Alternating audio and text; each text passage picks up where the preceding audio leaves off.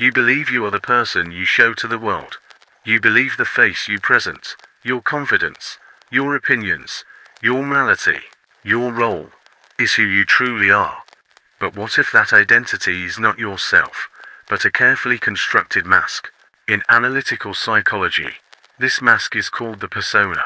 It is the social personality. It is the compromise between the individual and society. It is what you become in order to be accepted. The persona is necessary. Without it, social life would be impossible. A teacher must act like a teacher. A leader must act like a leader. A father must act like a father. Civilization demands roles. But here is the danger. When you over-identify with the role, you lose contact with your inner reality. You begin to believe the mask is your essence. And that is when the real destruction begins. The persona is formed early. As a child, you quickly learn which parts of yourself are rewarded and which are rejected. If you are praised for being quiet, you become the quiet one. If you are rewarded for intelligence, you become the smart one. If you are loved for being agreeable, you become the good one. But what happens to the anger that was not allowed? What happens to the selfish impulses?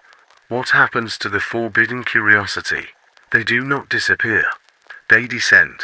They sink into what I call the shadow. The persona is built from what is socially acceptable. The shadow is formed from what is rejected. The more perfect your mask becomes, the darker and heavier your shadow grows. And one day, you begin to feel empty. You have achieved what society expects. You are respected. You are admired. You are functional. Yet something feels false. That feeling is not weakness. It is not failure. It is the psyche rebelling against one-sided development. The greater the distance between your persona and your inner life, the more tension accumulates within you. This tension may appear as anxiety, depression, unexplained anger, or a sudden collapse of meaning. You may say, "I do not know who I am anymore." But perhaps you never truly knew. The persona is seductive because it gives structure. It gives validation. It gives applause. Society rewards the mask, not the self. But the self cannot be reduced to a role. Your real self is not your profession. It is not your political identity. It is not your public reputation. It is something deeper. A totality that includes light and darkness, strength and weakness, order and chaos. When you identify exclusively with your persona, you amputate parts of your psyche. And what is amputated does not die. It returns in distorted forms. A man who identifies only as rational may be overwhelmed by irrational rage. A woman who identifies only as kind may be consumed by secret resentment. A leader who sees himself as morally superior may fall into corruption. The denied elements demand recognition. The more rigid the persona, the more violent the eruption of the shadow. Modern society intensifies this danger. Never before have individuals been so pressured to curate identities. You present yourselves constantly, online, at work, in relationships. You polish the mask endlessly. But each refinement distances you further from spontaneity. The psyche seeks balance. When balance is denied, it compensates. Sometimes the compensation appears as burnout. Sometimes as addiction. Sometimes as destructive relationships. Sometimes as a complete psychological breakdown. Such crises are not merely pathology. They are invitations. They are the unconscious demanding integration. The destruction of the real self does not happen dramatically at first. It happens subtly. You silence a thought because it is unacceptable. You suppress an emotion because it is inconvenient. You choose approval over authenticity. Each small compromise strengthens the mask. Each small suppression feeds the shadow. Over time, you become alien to yourself.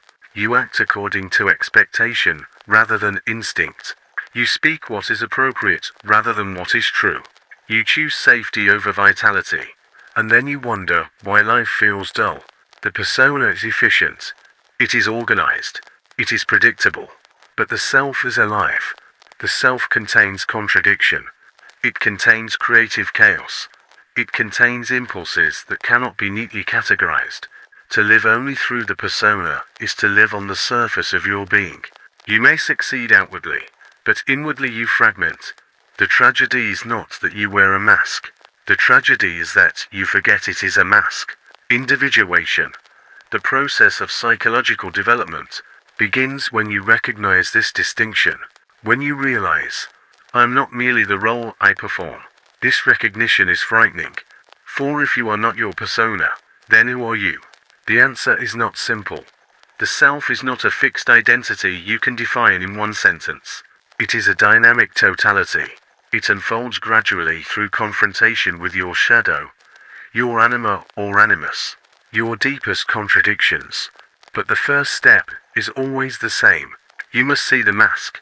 You must observe how often you act for approval, how often you censor yourself, how often you present strength while hiding vulnerability. Without this awareness, you remain possessed by the persona. Possession means you no longer control the mask controls you. And when the mask controls you, your real self withers. In the next part, we will descend deeper into the shadow, into what you have sacrificed in order to maintain your social image. For only by confronting what you have rejected can you begin to reclaim what has been lost. When I speak of the persona, I do not speak of something evil. I speak of something necessary. You were not born with a mask. As an infant, you were whole. You cried when you were in pain. You laughed when you felt joy. You reached for what you desired, without shame. There was no division between what you felt and what you expressed. Your inner world and outer behavior were one and the same. But the world does not tolerate such wholeness for long. Very early in life, you discovered that certain expressions brought love, and others brought rejection. A smile brought warmth, anger brought withdrawal, obedience brought approval, defiance brought punishment. And so, without knowing it, you began to edit yourself. This editing is the beginning of the persona. The word persona originally referred to the mask worn by actors in ancient Greek theatre. It allowed the actor's voice to project. It defined the role. It told the audience who the character was supposed to be. In the same way, you learned to project a role. Perhaps you became the good child, quiet, responsible, mature beyond your years. Or perhaps you became the strong one, never crying, never weak, always capable. Or maybe you became the funny one, turning pain into humor so that others would feel comfortable. Each of these roles served a purpose. They protected you. They secured your belonging. They ensured survival in the psychological sense. You must understand this clearly. The persona is not created out of vanity. It is created out of necessity. A child cannot survive without attachment.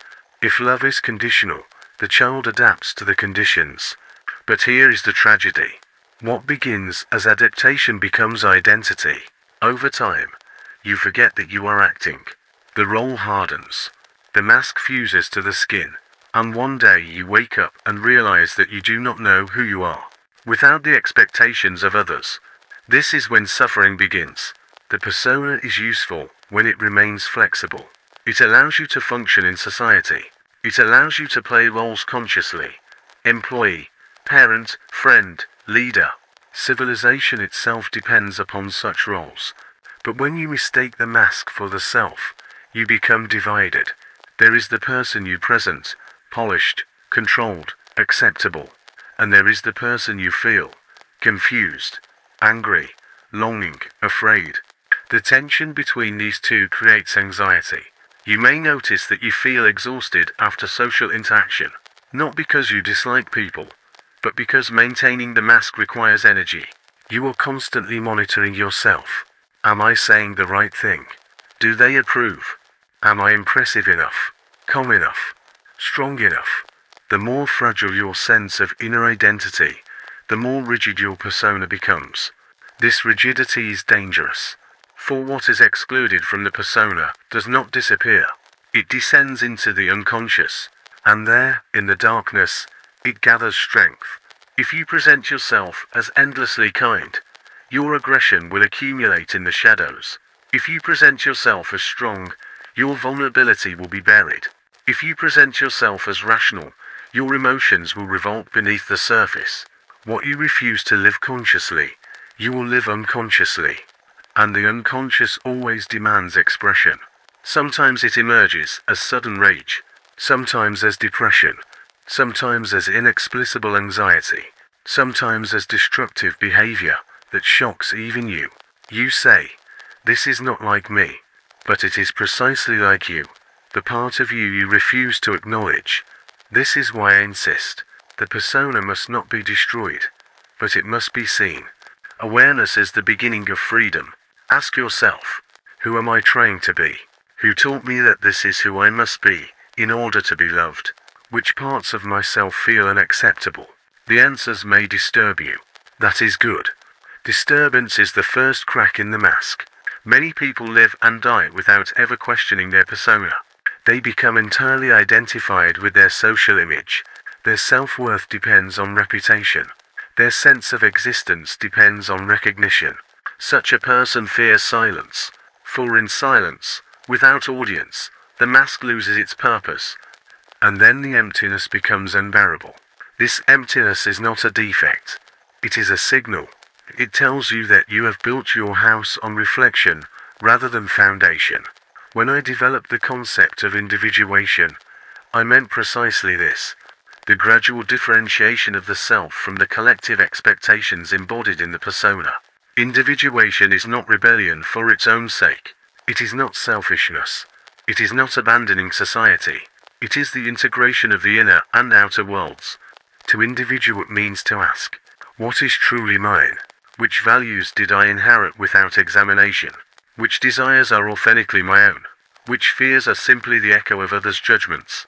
This process is painful, because when the mask loosens, you feel exposed. You feel vulnerable. You may even feel guilty, as if betraying those who benefited from your role. But the alternative is worse. The alternative is a life lived in quiet resentment. A life where success feels empty, because it belongs to the mask, not to you. A life where relationships feel shallow because they are built on performance, not truth. The persona says, be what they expect. The self says, become what you are. Between these two voices lies the tension of your existence. Do not misunderstand me. Society requires masks. If you were to express every impulse without restraint, chaos would ensue. Civilization is built upon compromise. But compromise must be conscious. When you know you are playing a role, you remain free. When you believe the role is your essence, you become imprisoned. Observe yourself in different contexts. Notice how your posture changes, your tone of voice, your opinions, your humor. With your parents, you may become small again. With your colleagues, competent. With strangers, cautious. With authority, compliant. Who is the real you? The answer is not any single role, nor is it the absence of roles. The real you is the one who is aware of the roles. Consciousness is the key. The mask is not the enemy. Identification with the mask is. In the next part, we will descend deeper, into the shadow that forms when the persona dominates, and into the forces that begin to sabotage the very life the mask was meant to protect. When the persona becomes rigid, something inevitable occurs. What you refuse to show the world does not disappear. It does not dissolve. It does not die. It becomes shadow. The shadow is not evil in itself. It is simply the part of you that your conscious identity does not accept. It is everything you have said. That is not me. And yet, it is you. If your persona is kind, your shadow may be cruel. If your persona is disciplined, your shadow may be chaotic. If your persona is humble, your shadow may hunger for power. If your persona is spiritual, your shadow may be deeply sensual. The shadow forms wherever there is repression. Understand this carefully. Repression is not elimination. It is burial. And what is buried alive does not remain still. The more virtuous your mask appears, the darker your shadow may become. This is why those who appear most morally upright sometimes fall into the most shocking scandals. The energy they refuse to live consciously seeks expression unconsciously. You are not divided because you are flawed.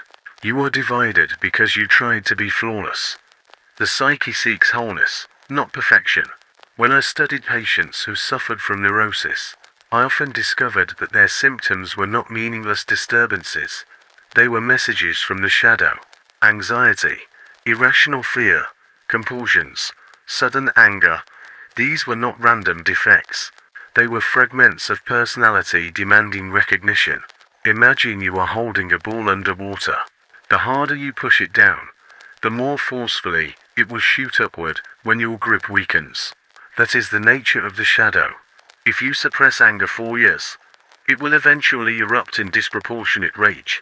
If you suppress desire, it may manifest in secret addiction. If you suppress vulnerability, it may appear as sudden collapse. And when it does, you will say, "I don't know what came over me. But I tell you, it was always there." The persona says, "I am only this." The shadow replies, "You are also that." Modern society encourages identification with polished images. You are rewarded for branding yourself, for presenting a consistent, admirable identity. But psychological life does not obey branding rules. You are contradictory. You are paradoxical. You are capable of both generosity and selfishness, courage and cowardice, loyalty and betrayal. To deny this is to split yourself in two. And when the split becomes too great, projection begins. Projection is one of the most dangerous mechanisms of the human psyche. What you cannot accept in yourself, you will perceive in others. If you deny your aggression, you will see enemies everywhere. If you deny your envy, you will accuse others of jealousy. If you deny your dishonesty, you will become obsessed with the immorality of the world. The shadow that is not owned becomes externalized.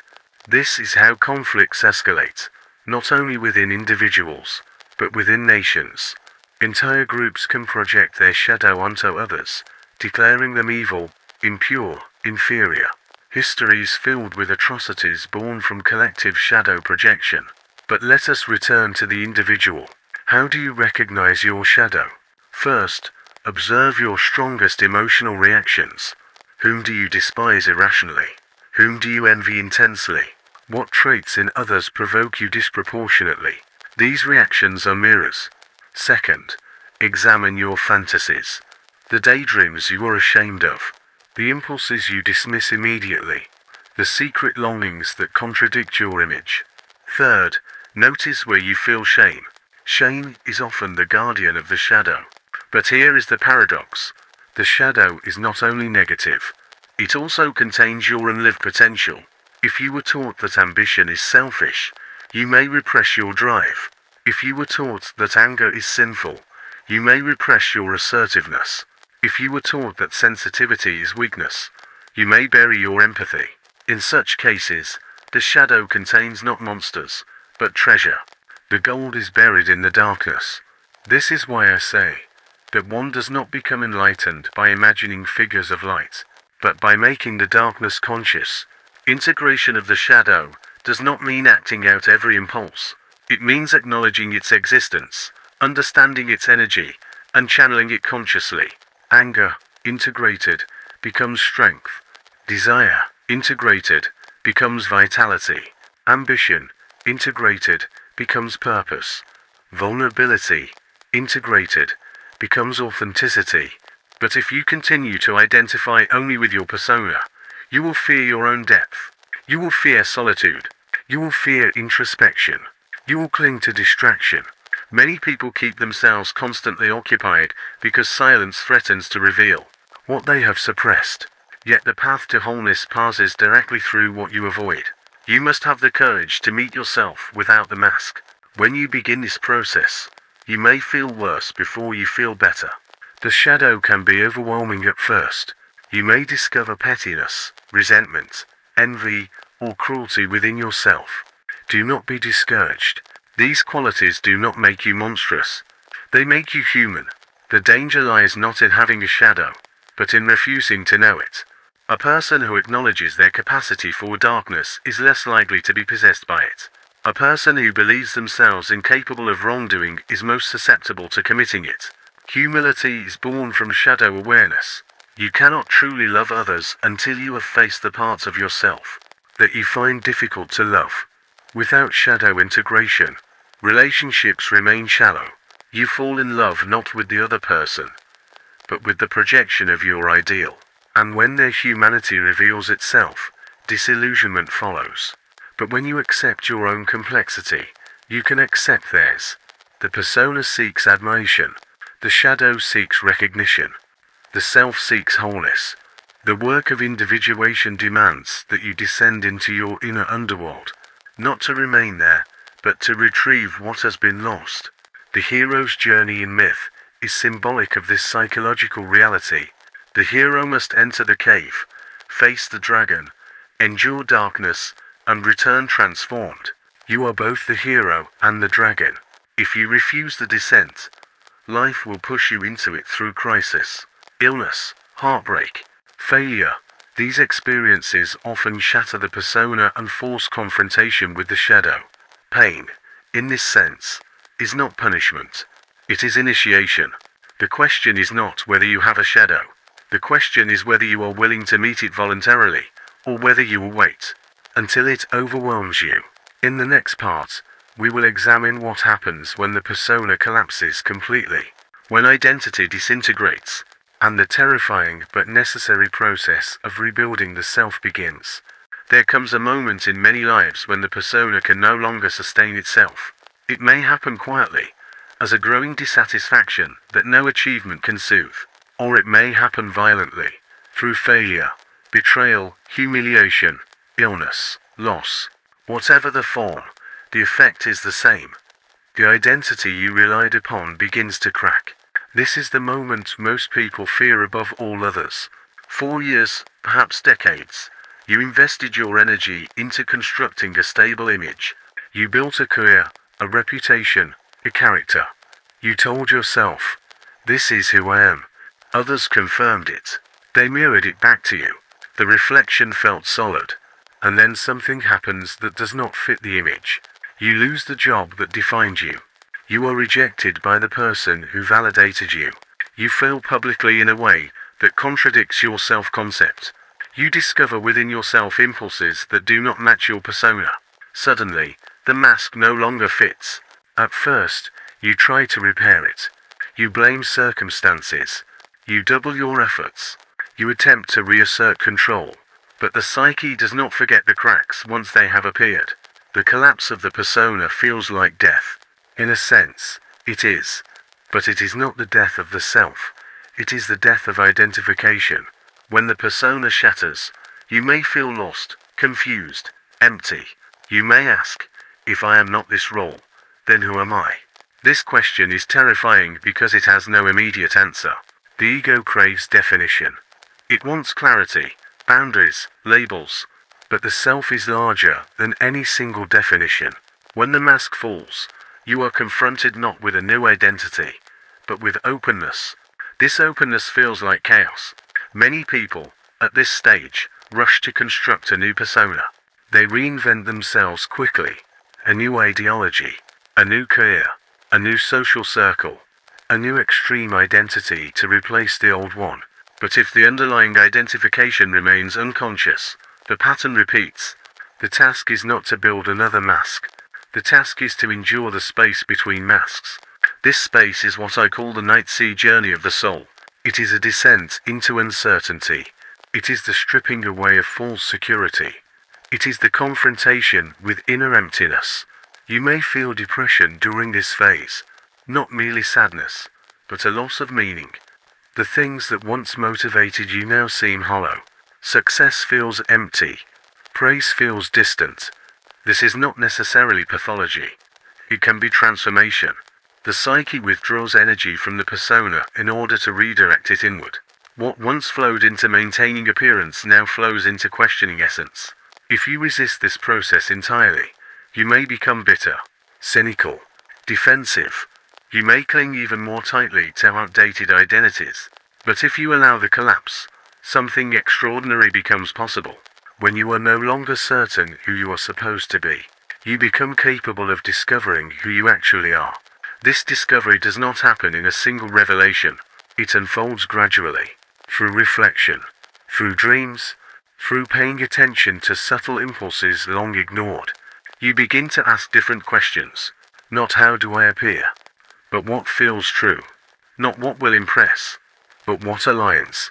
This shift marks the beginning of authentic development. The ego does not disappear in this process. It must remain strong enough to navigate life, but it becomes less rigid, less defensive, less obsessed with image. You may notice that you become more comfortable saying, "I don't know." You become less driven to prove yourself. You feel less threatened by criticism. You are less intoxicated by praise. Why? Because your identity is no longer dependent solely on the reflection of others. When the mask shatters, you also encounter grief. You grieve the years spent performing. You grieve the relationships built on partial truth. You grieve the version of yourself that tried so hard to be acceptable. Allow this grief. It is part of integration. You were not foolish for building a persona. You were adapting, surviving, doing what was necessary at the time. Compassion toward your former self is essential. Without compassion, the process becomes self-attack. And self-attack is merely another mask, the mask of the harsh critic. Instead, observe gently.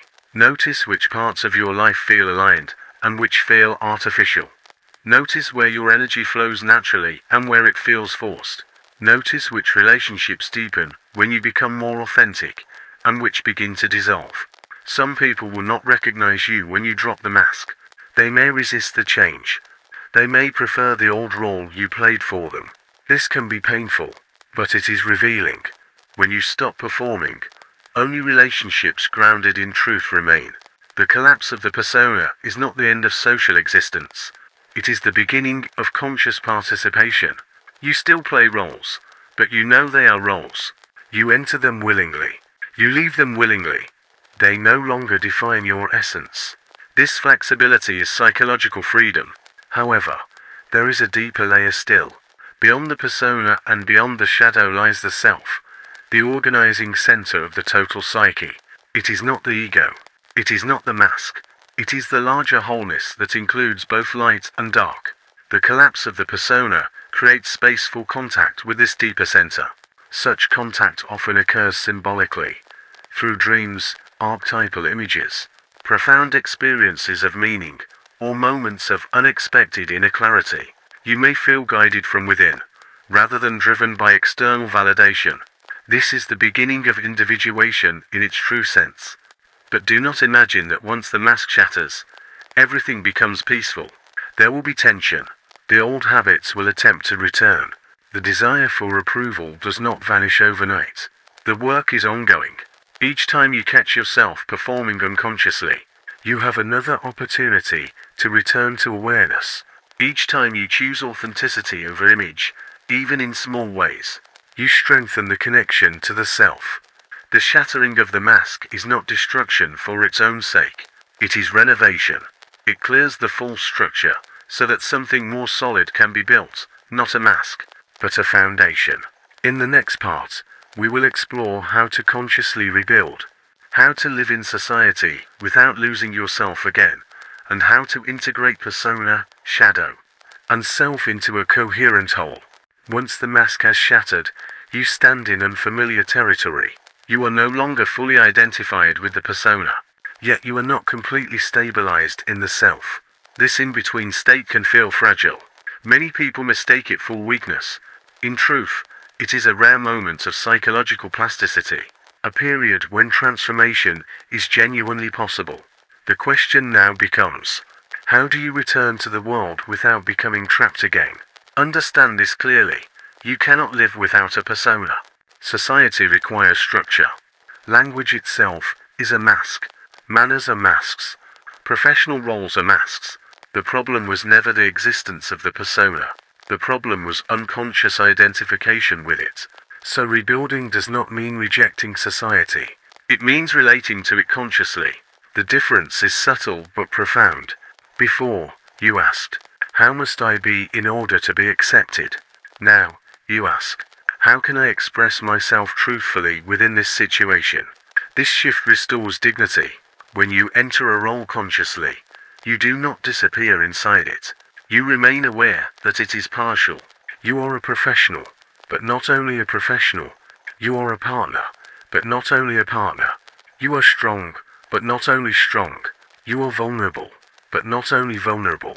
Wholeness is not the elimination of contradiction. It is the capacity to hold it. To rebuild properly, you must integrate three dimensions: the persona, your social function; the shadow, your rejected aspects; the self, the unifying center. Let us begin with the persona. A healthy persona is flexible. It adapts without falsifying the core. It allows you to communicate effectively, without betraying your inner truth. You may still speak politely, dress appropriately, fulfill obligations, but you no longer do so to earn existence. Your existence is no longer negotiable. Next, the shadow. Integration of the shadow is not a one-time achievement. It is an ongoing dialogue. You will continue discovering new layers of yourself throughout life. The key is not to eliminate darkness, but to remain in relationship with it. When anger rises, you ask, what boundary is being violated? When envy rises, you ask, what unlived potential is being revealed? When fear rises, you ask, what truth am I avoiding? Instead of suppressing these forces, you translate them. Energy that was once destructive becomes creative. Aggression becomes assertiveness. Desire becomes motivation. Restlessness becomes exploration. You begin to trust your inner signals rather than fear them. And then, the self. The self is not an idea you invent. It is an organizing principle that reveals itself gradually when the ego becomes less defensive. Contact with the self often feels like alignment. A quiet sense of rightness that does not depend on applause. When you act from the self, you feel internally coherent. Even if others disagree, you do not feel fragmented. This is the foundation of psychological maturity. But there is a danger here. After experiencing growth, some individuals construct a new, more sophisticated persona. The authentic one. They pride themselves on being real, different, awakened. Yet this too can become a mask. The ego is cunning. It can turn even spiritual development into identity performance. Therefore, humility is essential. You are not finished. You are not pure. You are not beyond shadow. The process of individuation continues as long as you live. True maturity is quiet. It does not need constant validation. It does not need to announce itself. It does not collapse under criticism. It does not inflate under praise. Rebuilding also requires courage in relationships. When you drop the old mask, you may discover that certain connections were sustained only by performance. Some will fade. Others will deepen. Authenticity filters your environment. You may speak more honestly. You may admit uncertainty. You may express needs you previously suppressed. This vulnerability strengthens real intimacy and exposes superficial bonds. Do not interpret the loss of false connections as failure. It is refinement. Another important aspect of rebuilding is responsibility. Individuation is not self-indulgence. It is not the rejection of duty. On the contrary, when you are less divided internally, you become more capable externally. A person who is not secretly at war with themselves has more energy to contribute meaningfully to the world. You become less reactive, less defensive, less driven by hidden motives. Your actions grow clearer, and clarity generates trust. Society benefits from individuals who have integrated their shadow. Such individuals are less likely to project evil onto others. They are less susceptible to collective hysteria. They can disagree without dehumanizing. In this sense, personal psychological work has social consequences. A world of unconscious personas becomes a world of fragile egos competing for validation. A world of individuated individuals becomes a world of grounded participation. You may ask, how do I know if I am losing myself again? Watch for exhaustion that comes from pretending. Watch for resentment that comes from overcompliance. Watch for secret fantasies that contradict your public image entirely. These are signals that the mask is tightening. Whenever you feel internally divided, pause. Return to awareness. Ask, am I acting from fear of rejection or from inner conviction? The difference may not always be obvious, but the more you practice, the more sensitive you become to inner dissonance. Rebuilding is not dramatic. It is subtle. It happens in daily choices, in small moments of honesty, in boundaries set quietly, in opinions expressed calmly, in admitting I don't know without shame. You begin to live less theatrically and more genuinely. And something remarkable occurs. You no longer fear the collapse of the mask, because you know now that you are not the mask. In the final part, I will speak of the ultimate aim of this journey. Not perfection, not enlightenment, but wholeness, and what it truly means to become an individual in a world that constantly pressures you to become an image. Now we arrive at the culmination of the journey. Wholeness. The process I have described, recognizing the persona, confronting the shadow, surviving the collapse of the mask, and rebuilding consciously, is not merely an exercise in self-improvement. It is the path toward individuation, the realization of the self. Wholeness does not mean perfection. It does not mean eliminating conflict or contradiction. Rather, it is the capacity to embrace all aspects of your psyche without being dominated by any single part. You will always have a persona. You will always have a shadow. You will always encounter the expectations of society. You will always face internal chaos. The difference lies in awareness and relationship. When you live consciously, you can play a role without being possessed by it. You can express yourself without denial. You can navigate social pressures without losing contact with your inner reality. The shadow, once integrated, ceases to sabotage you unconsciously. It becomes a reservoir of energy, insight, and creativity. The impulses that once frightened you are now tools for growth. Integration requires ongoing reflection. Observe your emotional reactions, dreams, and recurring patterns. Notice what triggers discomfort. Ask, which part of me is being ignored or denied? Answering this question repeatedly deepens your understanding of yourself. You learn not only to tolerate ambiguity, but to thrive in it. Relationships transform as well, when you are less dependent on validation and more connected to your own center. You attract people who resonate with your authentic self. Superficial connections fall away, while genuine bonds strengthen. You also begin to appreciate the paradoxical nature of life. Light and shadow coexist in every individual. Virtue and vice, courage and fear, love and anger. These are not opposites to be eliminated, but dualities to be harmonized. True freedom comes when you can navigate these dualities without repression. You no longer need to perform endlessly to secure love or approval. You act from a grounded inner authority. This wholeness is not static. Life will continually present challenges, demands, and changes. The persona will need adjustment. The shadow will reveal new layers. The self will continue to unfold. Yet each challenge becomes an opportunity. Each conflict invites deeper integration. Each crisis, if faced consciously, leads to greater resilience and authenticity. To summarize, recognize the persona, understand the masks you wear and how they affect your life. Confront the shadow. Identify the suppressed parts of yourself and acknowledge their presence. Allow the collapse. Endure the breakdown of old identities to create space for conscious growth. Rebuild consciously. Live in the world without losing touch with your inner truth. Integrate and continue. Embrace the dualities within you, fostering ongoing individuation.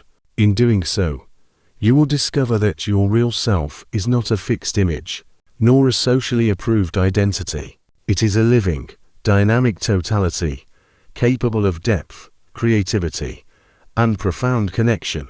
The persona is not your enemy, but neither is it your master. The shadow is not your curse, but neither is it your plaything. Only through conscious engagement with all aspects of your psyche can you experience true wholeness. Remember this. The journey toward the self is lifelong. There is no final destination, only continued growth, and each step taken consciously brings you closer to authenticity, clarity, and peace. Wholeness is not achieved by escaping life. It is achieved by fully entering it, with eyes wide open, acknowledging both the light and the darkness within yourself. This is the essence of psychological integration. This is the liberation from the tyranny of the mask. This is the birth of a self that is fully alive, fully aware, and fully whole.